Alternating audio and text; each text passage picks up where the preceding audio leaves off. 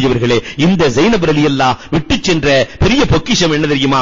வாழ்க்கையில் 24 மணி நேரத்தை 4 பங்குகளாக பிரித்துக் கொள்வார்கள்.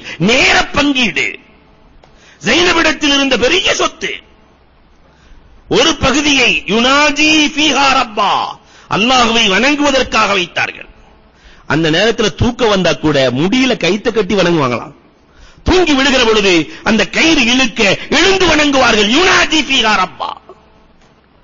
அடுத்த பகுதியில் யுனாஜி ஃபீஹா நஃப்ஸா யுஹாசிபு பிஹா நஃப்ஸா, நஃப்ஸோடு கணக்கு வழக்கு பார்ப்பார்களாம்.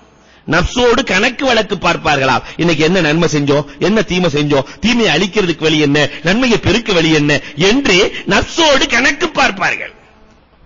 ஒவ்வொரு ஏப்ரல் காசுக்கு கணக்கு பார்க்கிற நம்ம ஒவ்வொரு நாளும் நஃப்ஸுக்கு கணக்கு பார்த்தது உண்டா? அடுத்த ஒரு பார்ட் யுஈனு அலல் ஐயால், குடும்பத்திற்காக உதவி செய்வார்கள். வீட்டு வேலை, கணவனுக்கு செய்ய வேண்டியது, பிள்ளைகளுக்கு செய்ய வேண்டியது. அடுத்த பார்ட்டிலே யுஈனு யஹ்லு பைன நஃப்ஸிஹி வ ரப்பிஹி, நஃப்ஸுக்கு ரப்புக்கும் கனெக்ஷன் ஏற்படுத்துவாங்க, துஆவில் கழிப்பார்கள்.